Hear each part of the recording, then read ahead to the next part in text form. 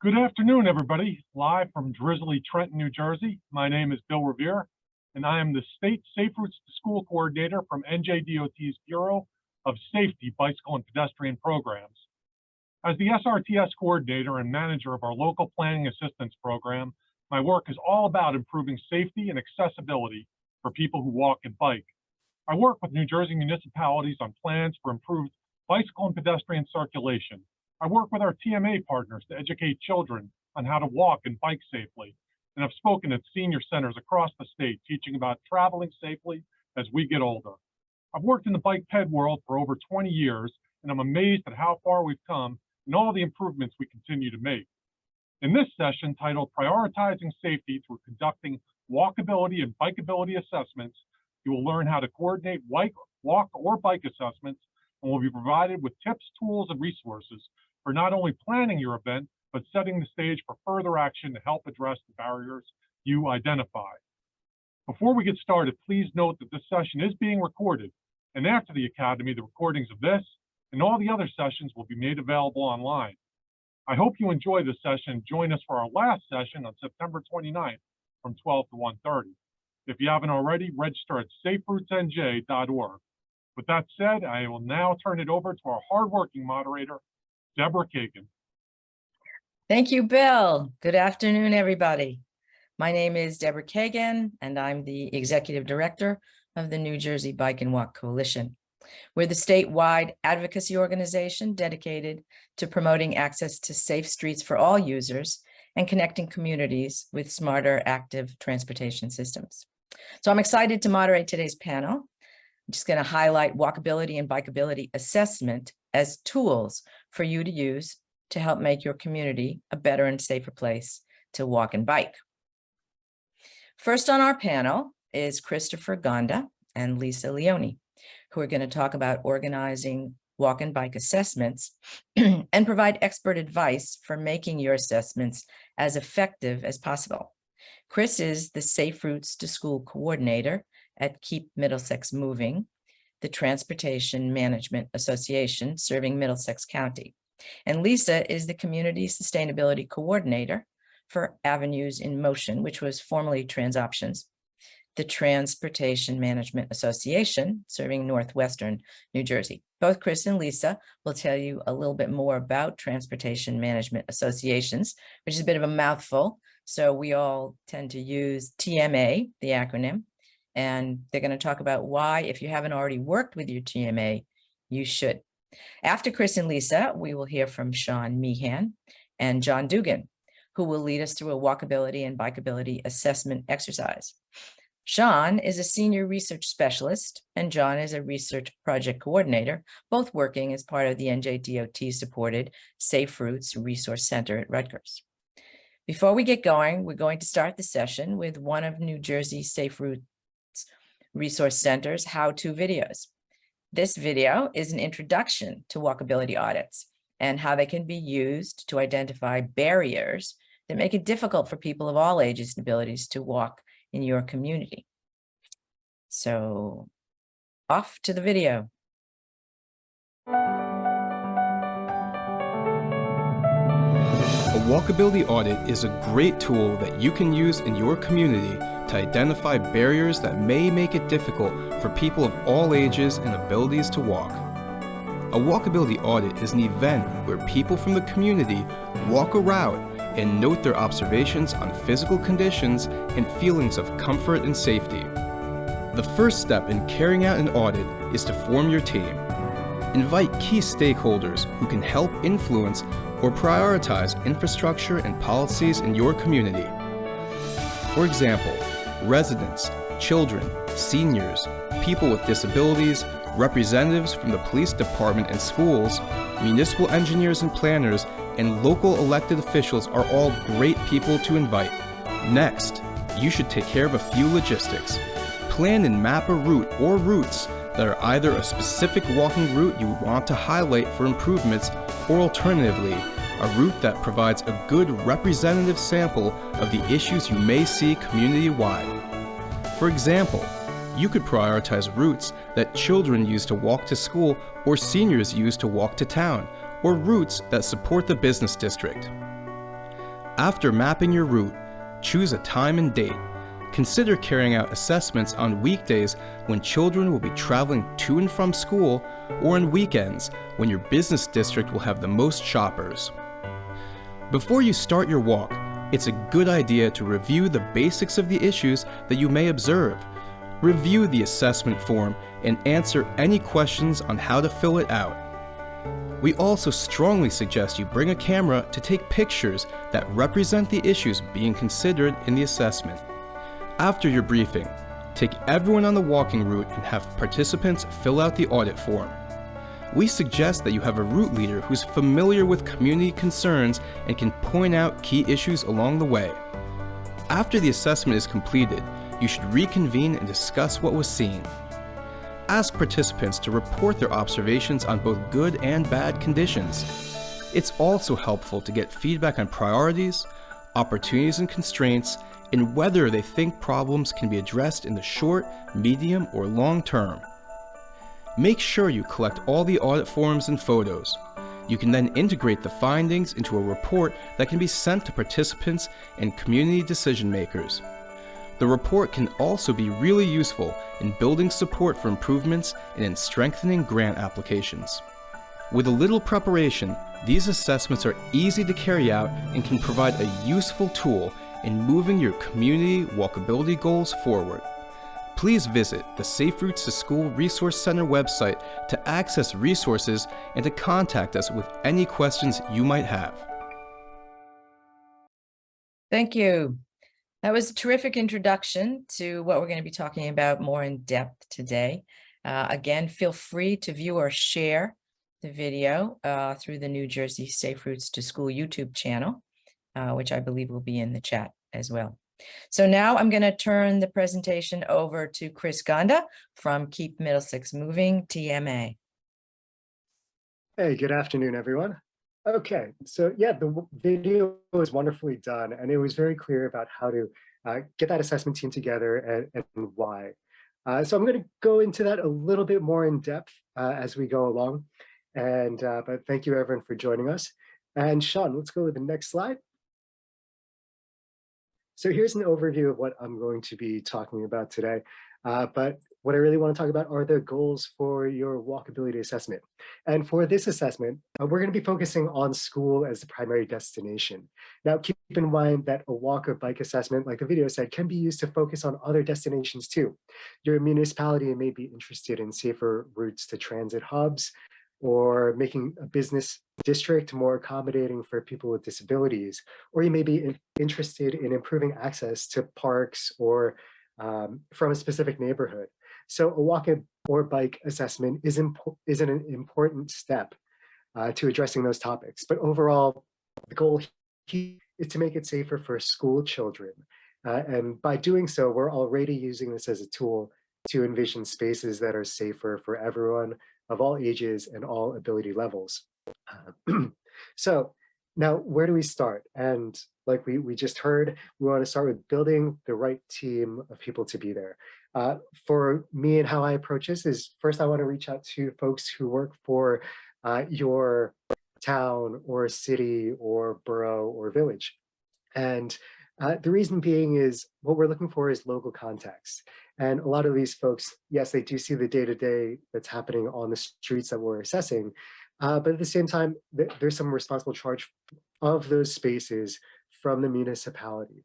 So I want to bring, if I can get the mayor and the council there, that'd be wonderful. But we want to bring in other departments who see what the streets are like, or who may benefit from seeing them from the perspective of a child who's walking from school. I'd say for 99% of the walk audits I've been on, there has always been a public safety officer. Because when we approach these departments with anything related to safety, the police department wants to be there. Then also gaining from that local perspective, I would also invite friends from the municipality's committee members, because we know that they live in town, they know the day-to-day, and they have that local context. Now, it wouldn't be valuable for me just to go to any town or city and to do an assessment on my own, because it would be lacking. I don't have the knowledge of what happens on these streets like the people who live there. So those who work in the municipality are a valuable resource. Those who are at the school or work in the school district who travel to the school and school buildings on a daily basis would be highly valuable. And the parent-teacher organization would be an organization of parents who live in town or whose kids go to school in town and who already gather for the benefit of their children's safety and education. So I'd also tap into those resources to make sure that they're available and to get some feedback from them to join on the assessment as well. Next. And let's not forget, like the video said, it helps to have parents and kids at the assessment as well. The reason being is because the folks who walk and bike to school already know these neighborhoods like the back of their hands, much more so than I ever could, being that I don't live there. So it's important to know that people who know all of the goings on these streets, so we can make proper documentation of what's happening and what the interactions are like on the streets with the traffic and with those who are walking and biking. So other considerations would be just what are listed on the page. Oh, Sean, we're going with the, oh, that's right. So what we have here are, in this photo, are actually high school students who gathered in a program called the Emerging Leaders, funded by NJHI. So what's wonderful about working with them is they brought that local perspective and they know the city where we conducted these assessments. And their concerns were actually about improving access to parks and open spaces in the city, which is wonderful. And I was more than happy to do the training for them and to join them on these assessments. While it wasn't a Safe Routes to School related assessment, it was something that this training was useful for as well. But other resources that are great to tap into for something like a walkability audit that has to do with public health and wellness are local nonprofits like your hospitals or other public health organizations or those who care for the welfare of those who live in the city. I also listed your municipal arts council because imagine you're walking on a street and you're standing by a big blank wall and it just doesn't feel comfortable. A friend from the arts council might say, well, let's think about putting a mural up here. And then what would that do to improve the comfort and walkability for the folks who are walking to school here or have to walk to the bus along this route? So again, we're looking for valuable perspectives from each of these groups who may come from another discipline or expertise that we didn't even think of. So I wouldn't limit your invitation to this team to what's just listed here. You could think outside of the box a little bit. And we also thought listed running groups or cycling clubs, because a lot of towns may have those too. There's another wonderful organization that'll plug Girls in Gear, who teaches life skills through bike skills, but maybe they'd be interested in improving the bike conditions in these neighborhoods as well. Or Girls on the Run would be a similar type of organization. Next slide. All right, now quickly, we're just going through an agenda here.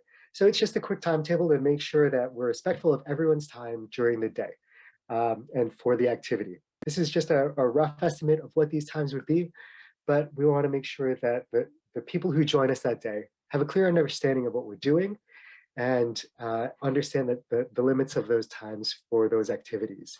And also have a backup plan. If we can't adhere to these times, or if anything goes over time, say it's a discussion about what your findings and observations are, then you want to be able to curb that conversation, possibly plan for another meeting as well. So be flexible. Now, whether you call it a walk audit, walk assessment, walk safety audit, or community walkability workshop, it's whatever appeals to those folks who are interested in your community. So feel free to tailor that to whatever you like. Moving on. And next slide.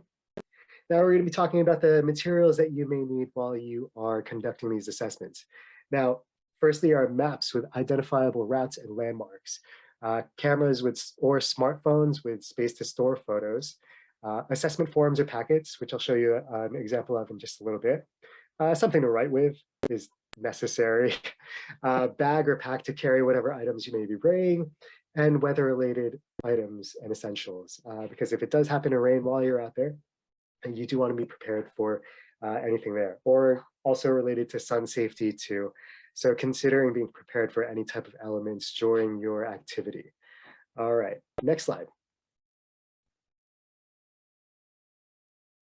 All right, additional considerations. If you're conducting a bike assessment, there are a few things that you would make sure that you need to guarantee that everyone's safe in a way.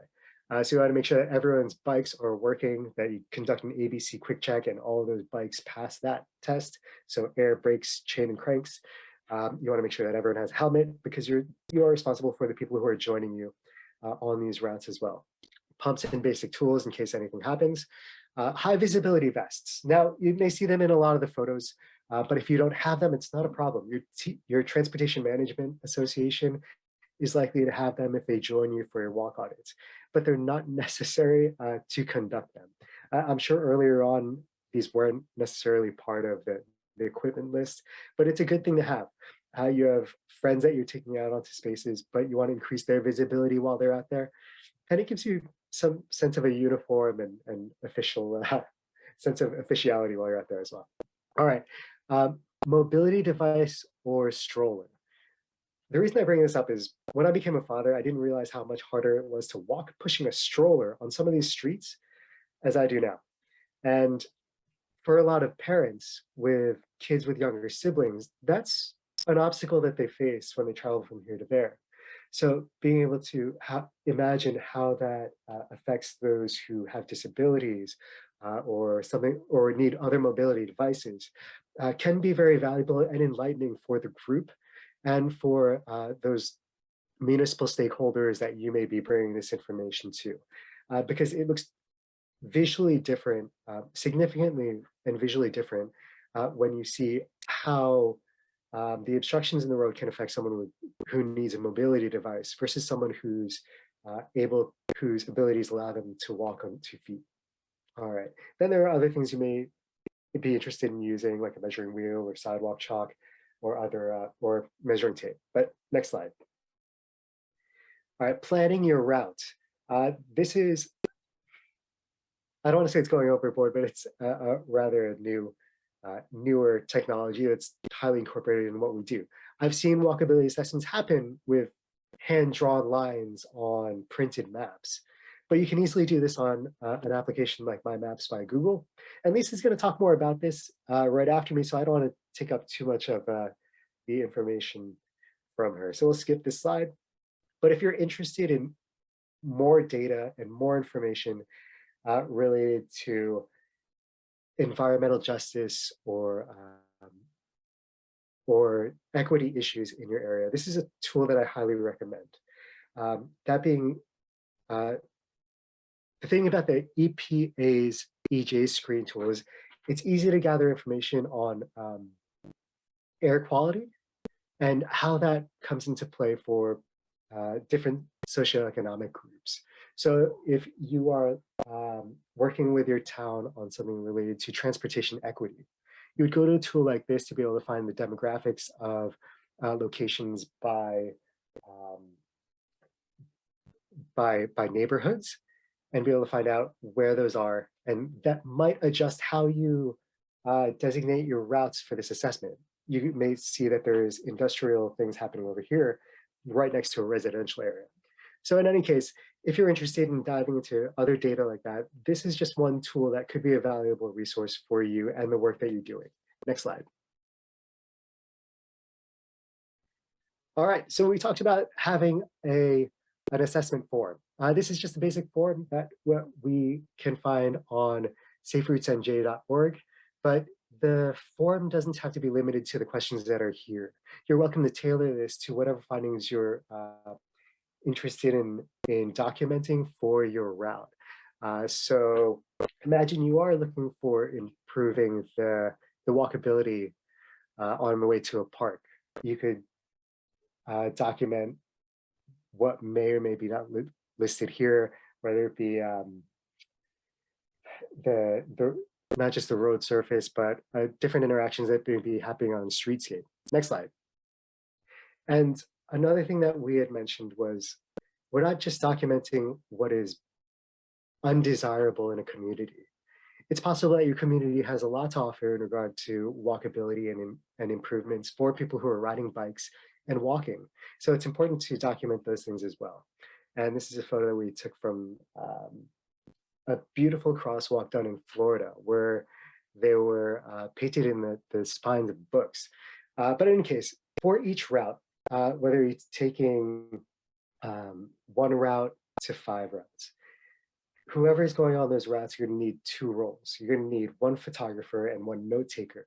And these 2 people need to coordinate the information with each other. If I take a photo and just give it to the assessment leader at the end, they won't know where that photo is unless the note taker says, photo of missing crosswalk. And they would also have to note the location of where that is on their map or in their notes. That way, all this information can be coordinated in the end and presented in some form of document to whether it be their municipality or grant application. Next slide. And here we have a few tips on taking effective photos. Here you can see in the top left photo, obstructions in the sidewalk. Now, this is a candid photo, it's not staged. This is how people have to walk to get around what's actually obstructing this sidewalk. Now, if all I did was take a picture of a dirty sidewalk or take a close-up of a takeout cup on the ground, it's not really telling the whole story or showing how that affects the people who are using these spaces. But by taking the picture of someone who's actually walking there, it's putting this image into a human scale, which gives us a sense of more of what's going on and how that affects people's decisions of whether I should walk here in a space or not. So each finding relates to someone's experience, and you may stage photographs to an extent. And I ask you to be safe about this because you don't want to have someone standing in the street with traffic despite having a vest on if it's not a safe situation. So using people to stand next to things to show the height of a sign can show more perspective of how that impacts somebody. But you don't want to put anyone in danger while you are taking these photos, all right? And that goes for the photographer. If you're going to stand in the street, you have to make sure that you are in a safe situation before you do so. All right, and take your time and number each photo, just like I mentioned with the roles for each route.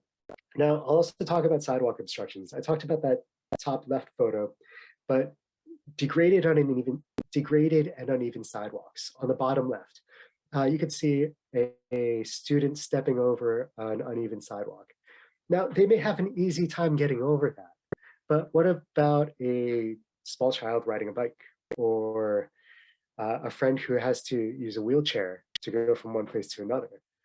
And if they can't get over that sidewalk, or if there are obstructions on that sidewalk, what space do they have to travel?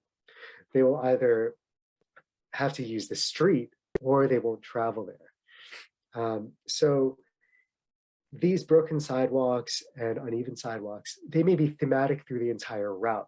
So I'm not saying you have to take a picture and document each one in every location if it's a systemic problem. But you do want to capture enough to give your local leaders and whoever this document is going to a sense of what's really going on the streets. And property maintenance can also become an issue for comfort as well. All right, next slide, please. So overall, we talked about broken sidewalks, but this is another thing. Another thing that you want to think about through the entirety of your route for it being walkable or bikeable. And you would ask yourself these questions. Is it accessible for people of all ability levels? Is it welcoming? Is it convenient? And is it safe? Now, you may be wondering about the photo here. It's a 45-mile-per-hour road, but there is a school located on this road, and the entrance is immediately where that white car is in the distance. Now, how do you feel about those questions? Is it accessible? Is it welcoming? Is it convenient? Or is it safe? Now, just behind this perspective, behind where this shot was taken, are densely populated neighborhoods, townhomes and garden apartments, all connected by sidewalks. And each development is connected to each other by sidewalks, but they're all cut off from this school because of what's happening on this county road. So as you can see, there are improvements to be made And we're not losing hope, and it's not all doom and gloom. Let's move on to the next slide. Okay, traffic observations. Now, things you want to ask yourselves while you're doing the route are not just about the built environment, as in the infrastructure, the streets and the roads and the lights, but you want to pay attention to what the cars are doing. Are vehicles responding to the speed limits? Are they responding to the crossing guards? Because that's very important for getting children across the street. Are they obeying the signs and signals, etc.? And what type of vehicles are present? You can see in this photo, there's a series of trucks in the road. So it's likely that they are related to businesses or perhaps an industrial or warehouse district that's set in town close to the schools. So you want to pay attention to what type of traffic is out there, how big they are, and how they affect the comfort of those who are walking or biking to get them to school. All right, next slide. I mentioned crosswalks a ton, and it's important to know that crosswalks serve these purposes. They tell pedestrians where it should be safe to cross the street, and they tell drivers where they need to stop for people to cross the street. So we're very particular about their conditions. Are the crosswalks blocked physically or visually? In the photo on the left, you see a truck clearly blocking a crosswalk. And there is an ADA truncated dome mat. However, the crosswalk is blocked. And we have a series of crosswalk designs shown on the right, from low visibility to high visibility. High visibility are more desired, and low visibility crosswalks do the job, but they don't make it easier to see the pedestrians or to even show that they're even there. So crosswalk design is very important, something you want to pay attention to. What I also wanted to note about the crosswalks are, you have the truck parked in the crosswalk, but if a car is parked too close to the sidewalk, or if there are other items or obstructions, they may prevent the motorist sight lines. So it may not be as easy for drivers to see who's standing at the crosswalk. So that's another thing to note while you're walking as well. All right, other things we're looking for. Next slide. This goes along with how vehicles are driving, as well as what we see in the built environment. And this is related to the turning radii, the corner radii rather.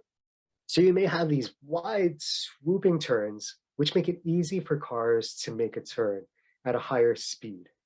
But if that turn is tighter, if you see the blue arrows, a car has to slow down much more to turn safely around those turns. So yes, we are looking at what those turns look like, but we also want to observe vehicle speeds as they're turning and imagine what they would be like in these wider turns versus the tighter turns. And you can imagine, just based on the simple geometry photo I have here on the left, diagram on the left, where you have one side of the street, that turn may be wide, where you see the red arrows, but on the other side of the street, the turn may be tighter just because of, that's just the opposite effect on the other side. So just pay attention to those things, as well as sight lines, to understand how that's going to affect the ability of those who are crossing. Next slide, please. Okay, here's another thing that we see a ton. Roads that are straight and wide invite drivers to drive more quickly than they know they're driving a lot of the times. And as you can see here, we have 2 lanes in each direction with excessive width for each of those lanes. Now, what can you do here? We'll skip to the next slide. And this is what we call a road diet. What we've done here is narrowed the lanes, made a center turning lane, and added 2 bike lanes to opposite ends of the street. So streets can be redesigned to calm traffic and accommodate for other road users. And we've seen municipalities make huge strides in prioritizing walking and biking And a road diet like this was actually just installed in, I don't want to say just installed, but recently installed on Livingston Avenue in New Brunswick, New Jersey. Now, this isn't a photo of Livingston Avenue, but in any case, it looks very much like this, where they created spaces to bike safely, while at the same time slowing down traffic by making those lanes more narrow visually. So it was almost a win-win situation, because cars have their space, bicyclists have their space, and on the sidewalks, pedestrians have their spaces as well. So we can take bicyclists who may be too fearful to ride on the road and put them in a bike lane, giving more space to pedestrians. Then cars have their own spaces, etc. But we've seen small boroughs decrease the speed limits to 25 miles throughout the whole borough. So it's not all doom and gloom, and you may feel like there's too much to do in your municipality, but connect with your local TMAs, conduct your walk assessment, see where the conversation goes, especially with your municipal leaders, because administrators may change as well. So you may have one administration who hasn't really thought about prioritizing walking and biking, but with one of the municipalities in our service area, we have a new mayor who's very excited about making their streets safer for people to walk and bike. But you may not always get that feedback unless you get them together at an event like a walkability assessment or other safe routes to school event. But thank you everyone for having me, and thank you for your time, and I'll turn it over to our friend Lisa Leone.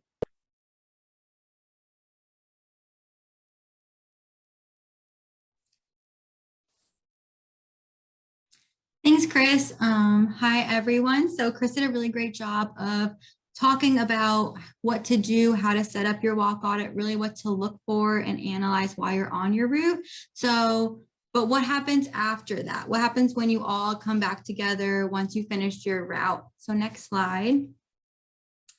So the big thing and the most important thing is to meet up as a group afterwards. Don't just have everybody complete their walk and drive home. You want to make sure that you, as Chris showed in the schedule, have a designated time for people to get back together. If you're having either one route or some walk audits, might be 3 different groups going out to see 3 different routes, and then you all come back together. It's very important to meet back up so you all can have a group discussion of what was observed during your time out on the walk audit. You want to discuss the conditions of the routes and potential safety improvements that can be made. I also really want to mention here that you don't need to be an engineer or a professional to suggest these improvements. If you walk and bike, you are qualified. You know more than you think you know. You know when something feels unsafe and what would make you feel more comfortable being out on these roads. The great thing about a walk audit is that they are made feasible for anyone to do, and hearing everyone's input is important. Everyone has their own experiences and has a unique perspective to bring to the table, and these experiences and inputs are valuable to get the message across for what you saw. So another thing that's very important during this step of the walk audit is to form those community-driven recommendations.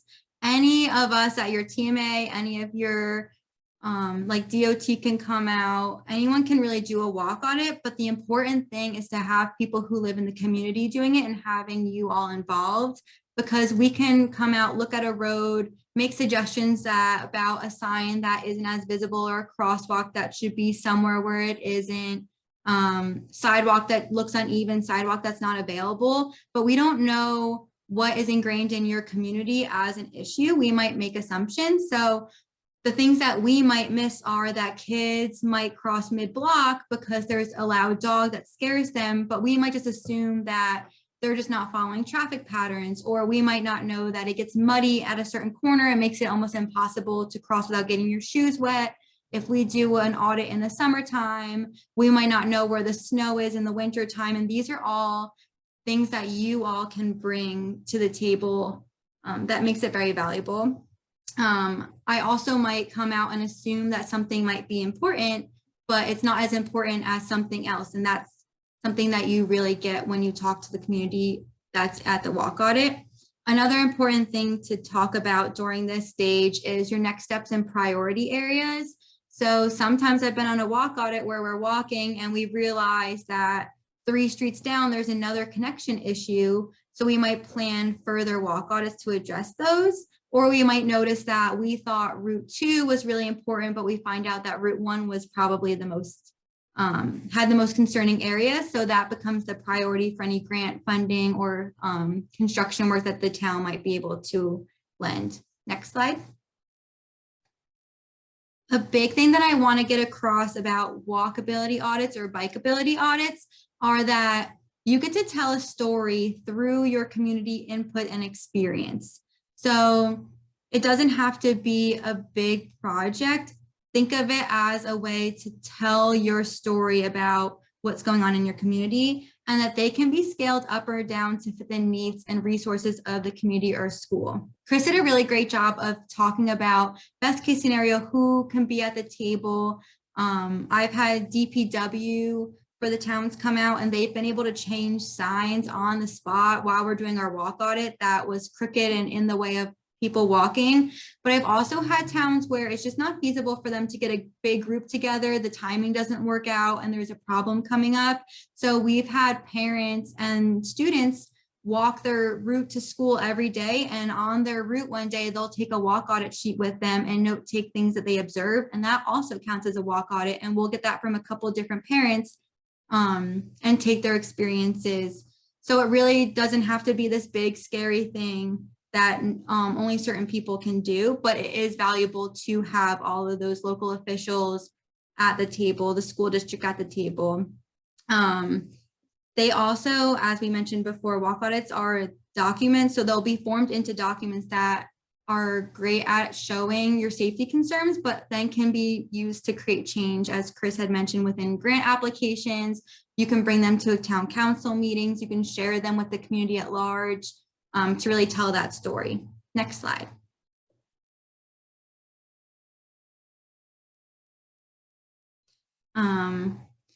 So Chris brought up a great point about Google Maps and how sometimes you can just have a map that's hand-drawn. Google Maps is a great tool, and it's free and versatile for you to map out your walk. So this is kind of the back. I have a screenshot here of the back side of the platform. You just have to log on to Google and your Google Drive. It's under Google My Maps is where I find it.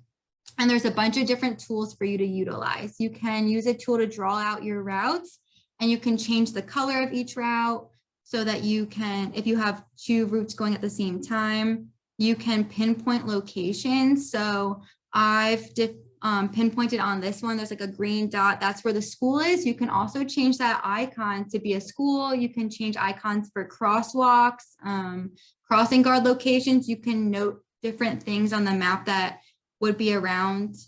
You can also measure distances, which I find to be a very valuable tool, because during a walk, you want to make it feasible for everybody, and walking 4 miles as one group is a lot to ask people to do and would take a significant amount of time. So I try to keep my walks under about a mile and a half at the very longest. So being able to measure how far we're going, a half mile in, that allows us to have a half mile time to come back. Another great thing you can do on Google is adding layers and titles. So I titled this map for our Dover walk audit, but you can also change different layers. So you have things in Route 1 and things in Route 2 that will show up when you export the map, and you can change the map base map. So here I just have a standard base map that doesn't really have any detail to it. You can change it to be a satellite view so that you can really see what the roads look like underneath it. But it's a great tool and free to use, and you can share it with other people digitally, or you can export it as a file that you can then print out, which on the next slide I show. So here, this is a very simple one. This is what the exported of that map looks like. So it's broken down by Route 1 and Route 2. People can easily see which route they're going. It helps you as the facilitator also kind of keep track of where people are going. You can change the colors. So that's what a map would look like. It doesn't look too much different than a base map on GIS. GIS is a tool that takes not a lot of skill, but you need to know what you're doing. It's expensive. You need to have access to it. And this is a great way for communities to make this map and export it and put it into any reports that you'd be writing after. Next slide.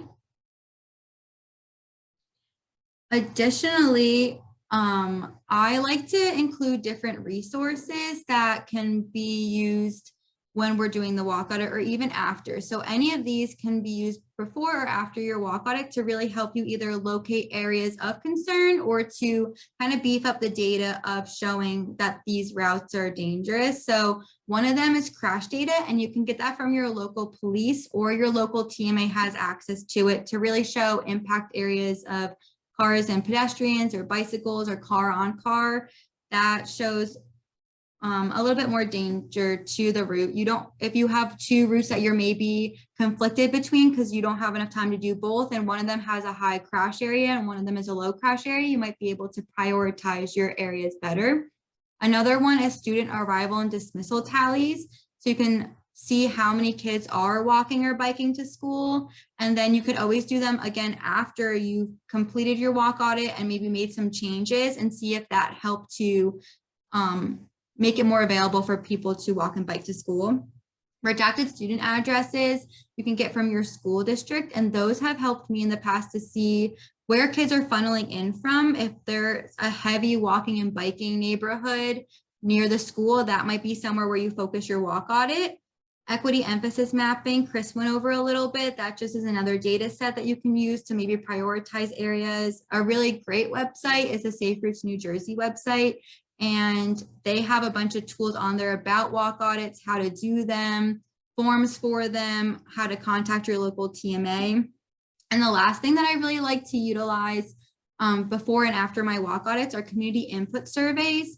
So I talked a bit about making walk audits feasible, but you also want to be able to get a lot of the community's input. So in a walk audit, you're not going to have 500 people show up to your walk audit, but you might want to get a broader sense of community concerns and needs. And I've done parent surveys beforehand, so parents can really talk about the issues that they're facing. Or I've done community board surveys where we take a board out to maybe a tabling event, a farmer's market, a local church, and people can write down things that they want to see in their community, things they like to see, which kind of circles back to a thing I didn't mention before, but you don't want to just maybe talk about the negatives. Talking about the positives that you see in your community is also very valuable. So when you're on your walk and you're discussing things, when you come back, if you saw something that you really like, that's something to also bring up, because the town has that great resource. They know how they maybe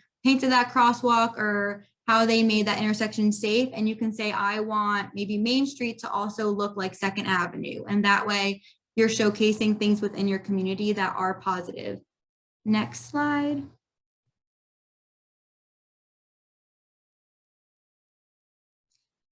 After your walk audit, you don't want to just take your observations and your photos and they'll end up in a drawer. If you write them up into a report, that's something that can be added into a grant application. It could be sent to the town administration if they weren't available to come out for your walk audit. It can be used to advocate for change if there's an intersection that people maybe don't know about, but you want more people to be aware of an issue. So here I have a couple of examples of what a walk audit that I would write up would look like if you work with your local TMA. So I break it down into safety related concerns and driver behavior concerns. And on the next slide, you'll see a few other follow-up pages from that. But a good thing to mention is that, and road crossing concerns, if you look closely, or if you can, I'm not sure if you guys can read the slides very well, but none of these concerns are very specific. I don't talk about bump out your crosswalk 5 feet to the certain center of the road. They're very generalized. All the concerns are broad. It talks about making sure that the sidewalk might not be available. And then in the community driven goals and recommendations, those are all the things that we came up with as a group after our walk audit. And some of them are making sure there's sidewalks, making designated routes for students more visible signage. And those are more short-term things that can be done with low monetary needs. But then midterm, we talk a little bit more about like adding in sidewalks, going for grant applications. And then long-term would be more like traffic congestion concerns but none of those are very specific. You can come up with them without having any backgrounds. And like we mentioned before, photos tell a huge story. So in this page, if I were just to tell you all that during drop off, this town has a big issue because there's a lot of cars and there's not a lot of space for kids to walk to school, you might just assume, yeah, that sounds really bad, but it might not be a high priority area. But if I start showing you pictures of kids walking on lawns, in drainage ditches, covered in water, on previous slides, I had videos of students who did their own walk audit via video. So they showed how awful it was for them to try to cross a road at an intersection. All of those things tell a much bigger story and can evoke a lot more emotion than if you just talk about an issue that you might be seeing around town. So it's very important that you show and not just tell about it in your walk audit. Next slide. Ooh, one before. Yeah. Another positive thing. So after your walk audit's completed, you had this big group come out. There might have been representatives from your PTO. There might have been representatives from the school district, the town, the police department. If this is a really great introduction into forming connections within your town. So walk audits might be the first step in deciding to do more safety related things. So things that the TMAs are really great at is we can come in and provide in-school bicycle and pedestrian education. We can help you as a school district promote kids walking and biking to school with walk and bike to school days. We can do community activities. We can work with your crossing guards. We have bike rack pop-ups at certain TMAs. We help with community tabling. So these are all things that might have stemmed from connections that were formed during your walk audit, especially if your local TMA is involved. But I've had a few groups that they decided to come all together because there was an intersection concern at the school. So they all formed a safety committee. And from that safety committee, they then found out that Safe Routes to School was a program and that there's actual funding to fix these issues that they were all concerned about and doing these walk audits about. And through that, they found me, their local TMA, and were introduced to in-class education programs where kids were able to learn how to safely cross a road, how to safely bike around town, skills classes for kids to be on bike, helmet donations, walk and bike to school day so that the neighborhood can find a route where all the kids walk to school together, but it also helps with drivers being aware that kids are walking to school. If you have a big group of kids walking all at once, it's a lot safer than just one kid walking every once in a while. Infrastructure for like bike racks, and eventually I think tomorrow next week we have a session on school travel plans, which is like another step in a layer. So the walk audits don't just have to be this one individual thing that just kind of dead ends there and you like then apply for a grant, and if you don't get the grant, it was all for nothing. This is a big program that each level has different things that we can add into it. Next slide. So as I mentioned, this is like last slide on my presentation, but contacting your local Transportation Management Association, TMA, there's one for every area of New Jersey. There's 8 of us. So I'm Northwestern New Jersey in that light blue. Chris is from Keep Middlesex Moving, that green area in Middlesex County. But if you're here from somewhere that's not mentioned on this map, you have a TMA, you can reach out to any of us. All of our programs are funded and free for you, and we're happy to help you guys with this. You don't have to do it alone. You don't have to be confused about your next steps. We're here to help. Thank you. And I'll turn it back over to you, Sean. Great. Thank you, Lisa. Okay. Hi, everybody. If we were all actually together in the same place, this is the part of the session where Chris, Lisa, John, and I would take you all outside for a neighborhood walk, and we would go through the process of completing a mock walkability assessment together. Because we can't do that, instead, we're going to look at some pictures together and discuss both the good as well as some of the concerns that we see. For the first scenario, our panelists are going to discuss the pictures and know what we see that's good and what concerns us. After we go through the first scenario, we want to hear from you. So after looking through some of the pictures together, you're going to be directed to a Mentimeter page where you can offer feedback on what concerns you have observed while looking at the pictures. So for this first session, we're going to look at some pictures and we're going to talk about them so you kind of get an idea of what we're doing here. So our first location is within a suburban community at a location where neighborhood cul-de-sacs connect to more of a main road. So there's only one travel lane in each direction on this main road, but it's a pretty wide road.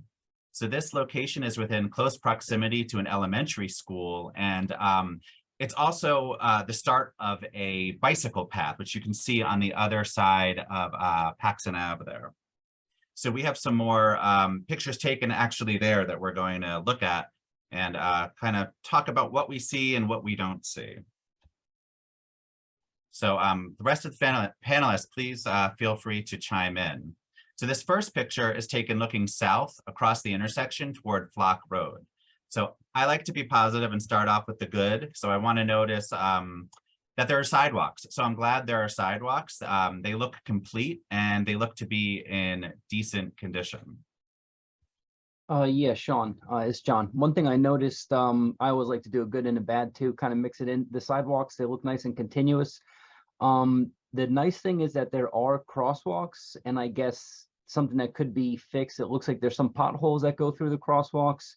You don't have the brightest paint on those crosswalks, so even though they're there and they exist there, they could be brightened up and kind of made a little more obvious to both pedestrians and drivers. So, you know, a good and a bad mixed in. Yes, definitely. Another thing I'm noticing is I don't see any curb cuts. So, you know, as Chris Gonda mentioned at the beginning, that's a challenge not only for people with disabilities, it's also a challenge for parents looking to, you know, take their children to school. All right, let's go to our next picture and see what we see. So this is from the kind of the same corner, but this is second picture is looking east along Flock Road.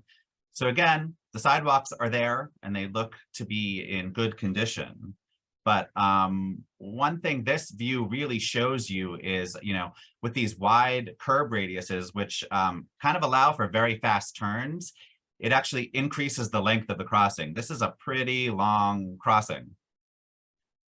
Yeah, that's something I noticed too. For being only a 2-lane road there, is that Paxton? Yeah, Paxson Ave.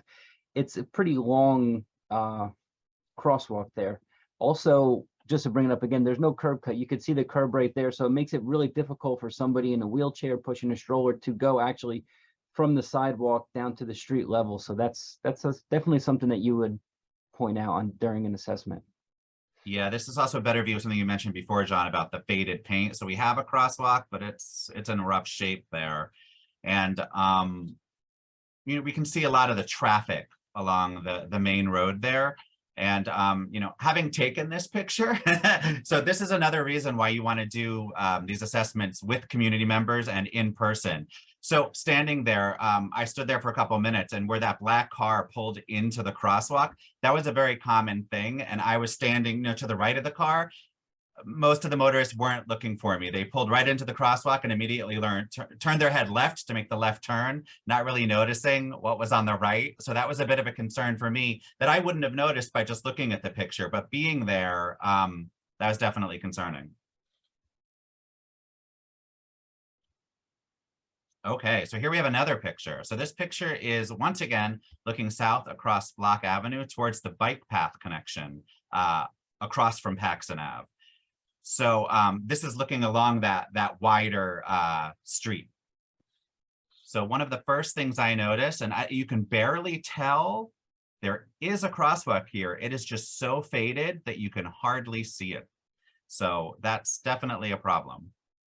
And that's definitely another reason that, you know, you can't 100% do these virtually. You have to get the boots on the ground, because you saw like that street view on Google, the crosswalk looked actually pretty decent. And then this picture in real life leaves a little bit to the imagination. So you have to actually get out there and make sure the whole time you're doing these assessments, you're taking photos and you're taking notes, because this is something that you have to be there to notice. Also, something good in this picture is that you have that pedestrian sign pointing to where a motorist might expect people to be crossing. So that's definitely something good and something that you would note during the assessment.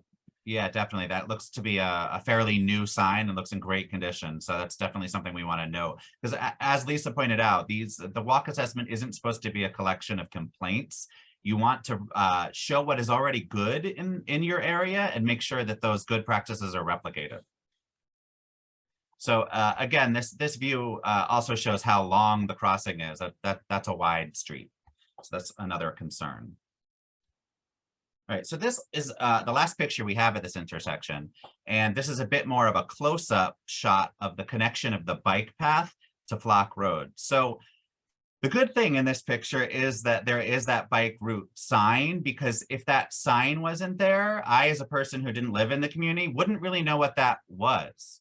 It's not a very welcoming looking bike path, and it wasn't very obvious what it was.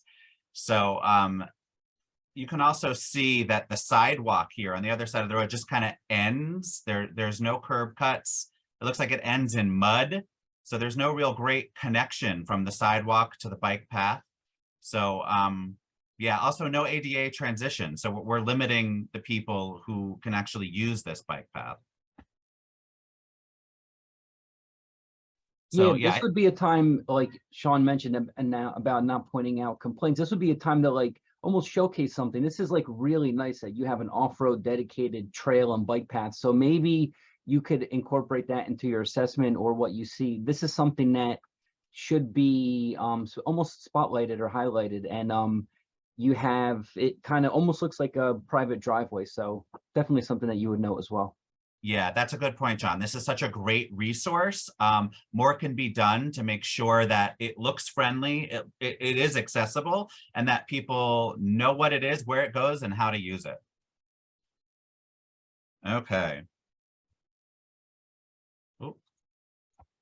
There we are. So now we're moving on to our second location. So for this, we want to hear from you. You're going to have the chance to weigh in on what concerns you. So while I still want to try and highlight some of the good, what we want to hear from you are your concerns with this location. So our second location is a more urban environment. We're at an intersection of a wide, regionally significant county roadway and a more local street near a charter school. So this is actually a Google image, and it's taken from the perspective of being on JFK Boulevard, looking southwest, showing the crossing of JFK Boulevard at Seaview Avenue. So some of the things in this picture that I know that are good is there's some newer pedestrian crossing signage, which is great. And we can also see the sidewalk looks good in this picture. And it's, as Chris Gonda pointed out earlier, with the visibility of the crosswalks, this is a high visibility crosswalk. So those are some good things. If there are other things that you find concerning in this picture, note them, and we're going to switch and hear from your feedback shortly. So this is another view. This is a picture, a similar view, but it's actually a picture I took. So from the northeast corner of the intersection, showing the crossing of JFK Boulevard. So the crosswalks look a little bit more worn in my picture than they do in the Google image. My picture might be a little bit older than the Google image, but again, this is, you know, we have keep pointing out the importance of going out and doing these assessments in real life. You can't just rely on Google images. There are definitely things you'll miss. And you'll also miss the behavior. So, you know, here I took a picture of these people. They weren't using the crosswalks. They were crossing diagonally across the street. So, you know, that is a concern as well. Okay, so our next view, this is another shot of the crossing of JFK Boulevard at Seaview Ave. So we see some good things in this picture as well. There's some new ADA infrastructure on all four corners. So when we were there, they had recently installed ramps and truncated domes. So the bumpy pads on the corners for people with visibility concerns. So that's good that they're in good condition. And we also see that they have pedestrian countdown signals. So it's hard to see over there, but way across the street, you can see, you know, the hand telling you not to cross. So I'm glad that is in place. But now that I've talked about some of the good things, I want you to start thinking about some of the things that concern you, because we're getting to the point where we're going to get your feedback shortly. So here we are. So what I'm going to do now is transition to the Mentimeter page, and there's going to be a web address on the top of that page. So please go to menti.com using your phone or another browser window and use the code on the screen so that you can participate. So I'm just going to switch programs here for a second, so bear with me.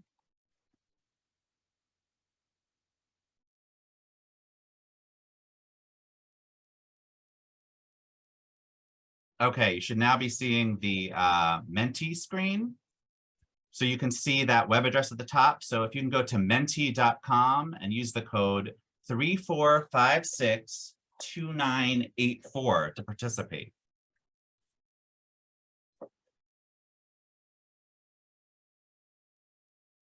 So once you get there, you're going to be directed to enter your concerns into the site. And then together, that's going to be used with everyone else who's participating to build a word cloud. And we're going to see what some of your top concerns are. So I'm going to switch over and we'll see that word cloud start to develop.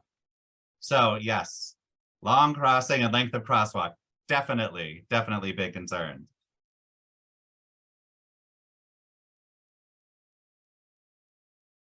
Okay. Oh, we're still going here.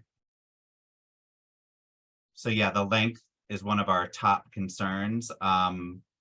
Fast cars, yes, that might be hard to tell from the picture, but that's true. If you know where this location is, you know that's a very true thing. So we have too much parking. People are concerned about the parking, and parking can reduce visibility at crossings, definitely. It's definitely a busy road. The faded crosswalks are a problem.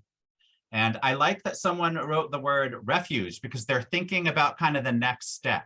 So what could you do to improve this? What could you do to improve some of this long crossing? So if you look at the picture, let me just switch back for a second. So if you look at this picture, we actually have medians in the middle of John F. Kennedy Boulevard. These medians could be extended and could provide a pedestrian refuge area, which would shorten the crossing. So there's definitely room for that. So I like that somebody was thinking ahead there. Let me see, is there anything I missed, John, that you see that I don't? We're still getting new answers here. So no refuge. Yeah, yep. somebody mentioned right on red into a crosswalk, especially with these kind of funky angles, that definitely the visibility is going to come into play. Definitely. Yes, and let me see what else. Bollards, parking too close. Yeah, so bollards are a great way. If parking too close to the crosswalk is a problem, bollards are a great way of making sure that people can't park too close to the crosswalk. And legally, they're not allowed to. So, you know, sometimes we get pushback from people like, hey, you're taking away a parking spot. We're actually not. Even if people have been parking there, they've been parking illegally. So you can't park that close to the crosswalk. So we also have wide turn, yes. Oh boy, we're getting a lot of participation. Thank you, everybody. Okay, I think we covered most of the concerns here. Oh, I see pet education. Yep, that's always great. You know, we always want to do our education programs as well. As Lisa had mentioned, the TMAs are a great source for all kinds of information and all kinds of programming. Okay, so yeah, thank you everybody for participating. We actually have another exercise we're going to go to. So I'm going to stop sharing and go back to my presentation so we can look at some more pictures together. Just give me one moment.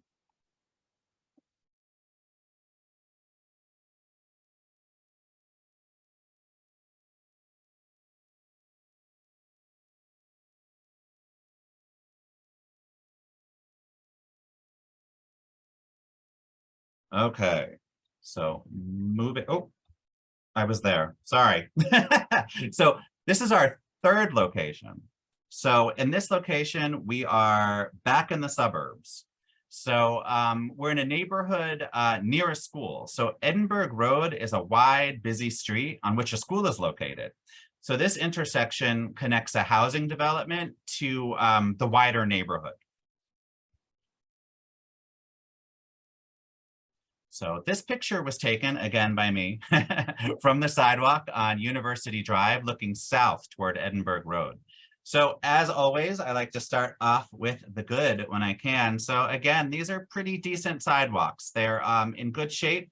They're here, they're wide, and they lead into the neighborhood where the houses are, so into the housing development. So what do you all see that might not be so good? Is anything missing? So keep note of it, and we'll hear from you shortly.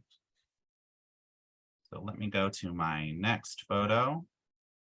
So this picture was taken looking east down Edinburgh Road. So I think it's pretty obvious when I ask my question here, what's missing? So Edinburgh Road is actually the road that a school is on. So the fact that there's no sidewalk here and the sidewalk ends and cuts out and begins again is a bit concerning. So there's some other things missing in this picture as well, just a hint. All right, so here is basically, it's like I turned around and shot my picture in the opposite direction from the last picture. So this picture is taken facing west down Edinburgh Road.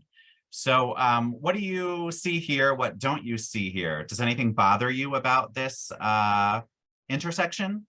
Is anything missing? I'll give you a moment to look around.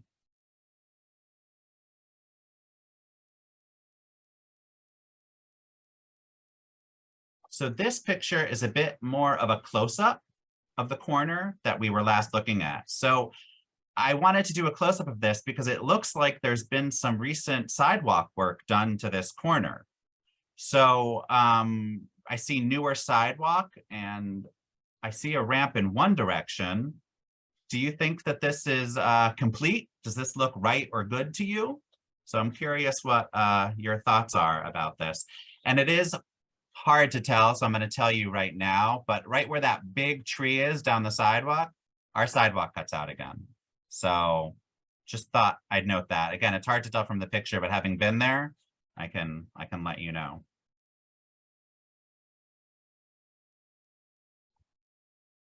Okay, so this is another view of that same corner. So this is the corner we were just looking at, except this time we are looking across Edinburgh Road. So what do you see here? What don't you see here? And let me know what your concerns are.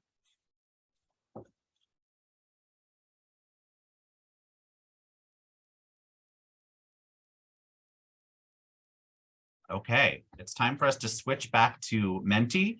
So I'll bring that screen up and I want to hear from you. What are your concerns? What are your issues? You can see a lot of the issues from this overhead shot. So I'm interested to hear what you all have to say. So just give me a moment and I'll switch back.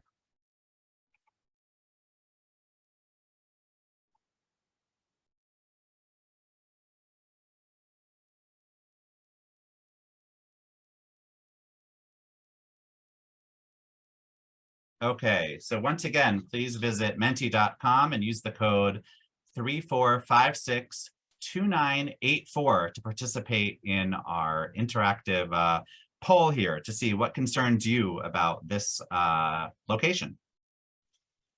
So we'll watch our word cloud get built here. I'm going to switch over.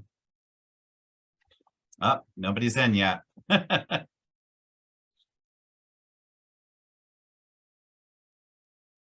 Okay, here we go.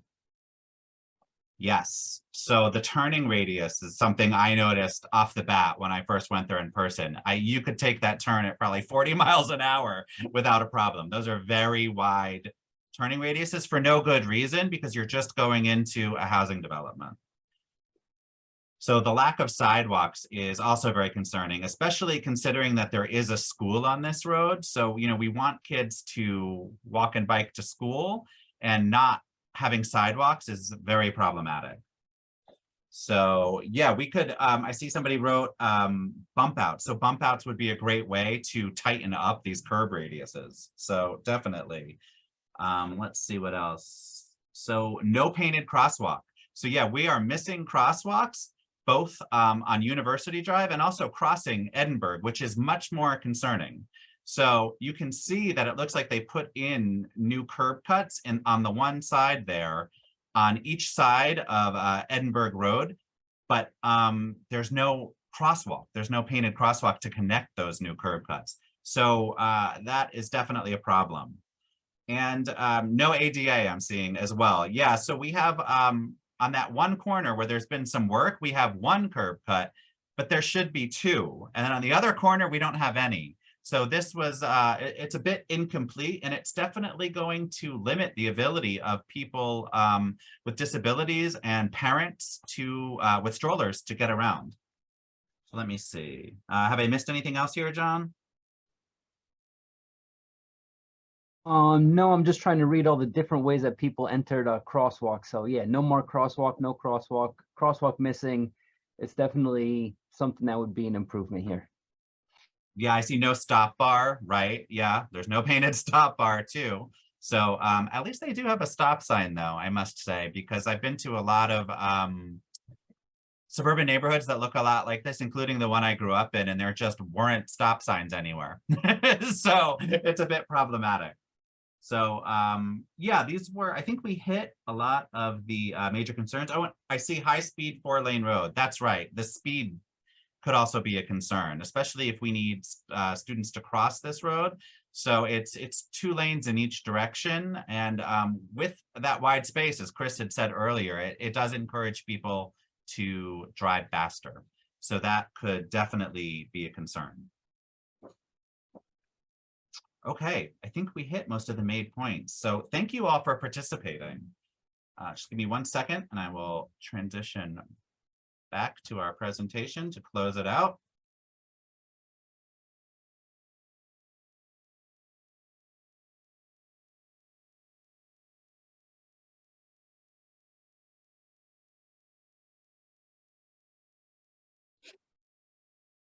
Oh, okay. So thank you all for participating in the exercise. While we couldn't get out and take a walk together, I do hope that this helps to kind of demonstrate some of the things Chris and Lisa were talking about and can help you start thinking about some of the concerns you might see in your own community.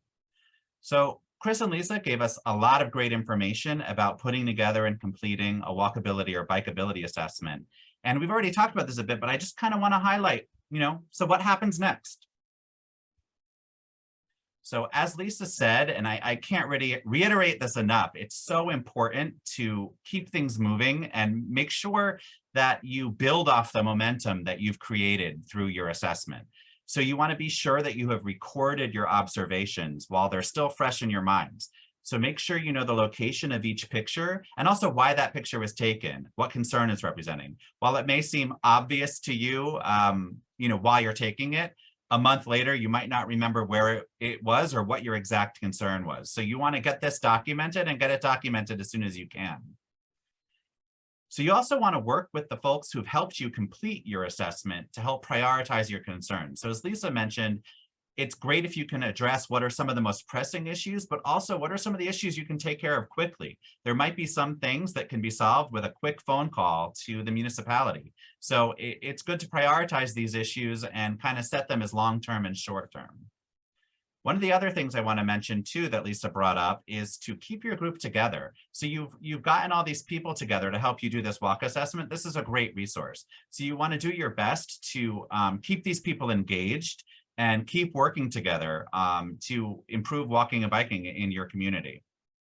So after completing your first assessment, you also might want to look into taking the next step. So as Lisa mentioned, you can use these assessments as part of a lot of wider plans, such as a school travel plan, which is a segue into our next session. So our final Safe Routes Academy session will help you to do just that. We're going to be talking about taking your walk and bike assessments and creating a wider school travel plan. So what that is, what's accomplished in the school travel plan, and how it can help you. So our final Safe Routes Academy session will be next Thursday on the 29th, same time as this one, noon through 1:30. We're going to be talking about developing school travel plans to make walking and bicycling safer. So I hope you can join us for that. So one of the most important messages I hope you take from this session is find your Safe Routes to School coordinator. So today we heard from two amazing Safe Routes to School coordinators, Lisa and Chris. But don't worry if you don't live in the service area of Avenues in Motion or Keep Middlesex Moving. As Lisa mentioned, there are 8 transportation management associations that serve the entire state of New Jersey. And no matter where you live, each TMA has a Safe Routes coordinator offering your community free assistance with Safe Routes to School programs and projects, including walkability assessments. So reach out to your TMA today to see how you can work together. If you're not sure who your TMA is, visit the New Jersey Safe Routes Resource Center website at saferoutesnj.org to find out. So with that, that concludes our presentation. I will turn it back over to our moderator, Deb Kagan. Thank you, Sean. That was terrific. What a great review of both the resources and the steps that we can take to create an audit. And I think I from looking at all the photographs and taking the little polls, I don't think I can walk through my town without starting to see and identify, oh, we should be doing this here, just as you're walking around. So it was a great presentation. This is a time when you all can ask questions. We have such a wonderful resource here with members of TMAs and the Safe Routes. So please put your questions in the chat, and John will identify some of those to answer. So while you're doing that, I'm going to just start out with a question. Just everybody, Chris had to run, so but Lisa is still here, and Sean here, and John to answer your questions. Yeah, Chris actually was not feeling well at all. So we're very happy he was able to join us for his presentation, but we wanted to let him go take some rest after that great presentation. That was very generous of him to join us. So we know that you went through a lot of the steps and resources for this, but we know this is a tool, and what we really want, right, is to see the results. And you sort of went through some general areas that this could help with the community. And Lisa, I thought it'd be great if you could talk about an example or two of how these audits have actually been used by a community, how they've helped community, whether it's to do their own plan or for a grant, some examples from your work. And I know there's some members, I think Lisa Lee is also on board for any of the other TMAs or any of the other communities that want to talk about how these have been used. Yeah, definitely. So I've had a couple different instances. We did a travel plan and walk audit, which you'll hear more about travel plans next session, but that's basically a walk audit write-up plus a bunch of other great information. We did that for a school in Madison, New Jersey, and the town actually, they didn't even go for a grant yet. The town engineer was able to then take those recommendations when he was updating roadways and make a lot of safer routes. I was currently just did a walk audit actually not too long ago, a couple weeks ago in Dover, New Jersey, and we had DOT come out because a really bad intersection on Route 46 is right at the school crossing. And that's actually a DOT project currently. So we were able to get the community and DOT and the TMA and the school and police all together to really talk about issues and concerns and how that would relate to the project and things that maybe would be added or not added. So we've also had towns go for grants. I've had towns even use walk audits to kind of petition their council and to showcase to other residents, because the first thing some people are nervous about is, you're putting sidewalk on my land. Is that going to impact me with, do I have to shovel it? How am I going to maintain it? But showcasing, we had a bunch of kids go to the town council and present and show videos of their walk to school and say, hey, but I walk to school here and it's not safe for me. And that kind of helped push through other residents, maybe concerns about having sidewalks on their properties, not on municipal land. So there's a lot of different ways that you can take a walk audit. It doesn't have to necessarily be for one specific thing either. Great, thank you. Yeah, we're getting a couple questions in the chat. Yeah. I'll start with the first one. Someone's curious if there are recommendations or suggestions on what type of streets are better for dedicated bike lanes versus shared bike lanes, and also advice on dealing with roads that are county roads and not local roads. So a great resource for all things planning related. So help you. So, we're identifying some of these issues, and now we want to identify some of the ways we can fix them. Is the New Jersey School Zone Design Guide, and that is on the Safe Routes Resource Center website. We have a link to that. This is a document that was created by NJDOT, and it shows just a lot of the different interventions and different ways things can be designed to help alleviate some of these concerns. There's also the New Jersey Complete Streets Design Guide, which is another great tool from DOT. And it can kind of help you decide what you might want to do in some of these situations. So those are two things off the top of my head that I would definitely check out if I was, seeing what I wanted to change. I would also add, if you're trying to do anything on a county or state road, always contact your county or state, because they might be willing to come out and do the walk audit with you. They are also a great resource for anything that you're doing. So don't be afraid to contact them for those things too. And I would also say that even if it's a county road or a state road, if you're dealing with your local community, your local municipality, the engineers there, they know what to do. They have the contacts with the counties and the state. So it's a good place to start. If you can identify problems, you may be able to move it up the ladder from there. So, start small and it could get bigger. Yeah, we got a few more questions coming in. Awesome. Any suggestions or apps for reporting aggressive driver behavior? And I guess same person asked, so we'll combine it. Are school crossing guards involved in the walk audit process? I don't know of any apps for reporting aggressive driving behavior, but for the school crossing guards, they can be. So school crossing guards in New Jersey are actually employed by the police department most of the time. So that's kind of up to the police if they're willing to send the crossing guards to be part of your audit. But crossing guards also care very much about the children they cross. I've talked to a lot of crossing guards over the year. All of these issues, bicycling, walking safety, are very important to crossing guards. So they might just also volunteer to be part of your group, but they can definitely be a great resource for your walk assessment. And on state roads in New Jersey, I believe it's pound 77. You could report aggressive drivers. That's for state highways. Thanks, Bill.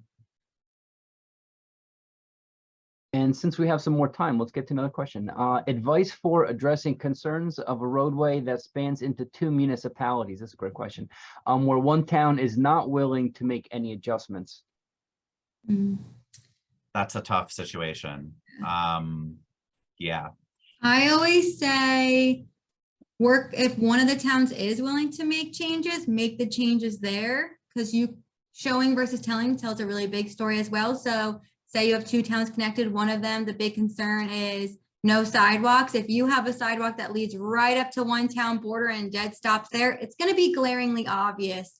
And there might be some other pushback from the residents. So I would do that. And then you could always then work on the other town, but you may as well make at least one section safe if you can. And then the other town might jump on board later once they see how much, and if people start complaining from one town that they don't have sidewalks like the other town, they kind of like end up pitting each other against each other's infrastructure, and that's a great way to make those changes. That is a great point, Lisa. And sometimes there's just persistence involved, and if a lot of times you might have one town that whoever's in office might not be amenable to these things, but administrations change all the time, and yesterday's answer might not be today's answer. So don't be afraid to, go back and try again. And that's the great thing about a walk audit is it's a living document. So if you document the issues, even if it doesn't happen in 1, 2, 3 years, 5 years down the line, you might have somebody who goes back to the walk audit and says like, yeah, these are great recommendations. Let's start applying for grants, or let's start making these changes. Or the town might then get funding, or they might get a grant that they can circle these changes within another grant, or they might be doing road work on that road, and putting striping in is an easy additional thing to that. So just keeping on top of people, reminding them that you did that walk audit and that these are recommendations from the community is also a great idea. There may also be community organizations, schools, sports teams that are cross community, and Even though an administration may be opposed, you might be able to make those connections through the civic or community-based organizations or faith-based organizations. Mhm. We have time for one more quick question. Sure. Somebody asked up ahead, is the latest school zone design guide that's out from 2014? Is that the latest document for school zone design? Yes, I believe so. Great. Well, thank you all. These are some great questions. There are a few we did not get to. We are unfortunately running out of time, but please feel free to add those questions and address them to the Safe Routes to School Resource Center and any of your TMAs here. Again, what a great introduction to the TMAs. Thank you so much to all of our panelists, and a shout out to Chris, even though he's not here. We hope he feels better. Mhm. So we hope this was helpful for everyone to be able to start working on their own community bike and walk audit. All the sessions are recorded. So it's hard to absorb everything in one session. That's why we have recorded sessions, and they'll be available post-summit on the New Jersey Safe Routes Resource Center on the YouTube channel. So if we didn't, again, have time for your questions, please visit the Safe Routes Academy page at the Resource Center for more information and to follow up with the panelists. Thank you all so much for coming. We hope you'll come to the next session as well. Sean, you want to just do one more shout out for the next session? Sure. Our final session for this year's Safe Routes Academy is next Thursday, the 29th. Again, same time as this one, so noon through 1:30. And that is where we're going to be talking about developing school travel plans to make walking and bicycling safer. So it's kind of the next step of putting your walk and bike assessment together. So please join us and we'll talk more about that and what a school travel plan can help your community do. Any other comments from our panelists or anyone before we head out? This has been really terrific. So we hope that you'll get back to us and let us know like how it's been useful to use this, or what questions or what concerns you have in trying to do an audit based on this. It's always helpful to hear how people are actually trying to implement any of the information that we give in these sessions. And we know as you try to do it, there's certain barriers or issues that come up in everybody's different communities. So please share those with us going forward. And please share also, of course, your successes in doing this. Thank you very much, everybody. I think we're just about out. Thanks, everyone. We appreciate your time. See you next week.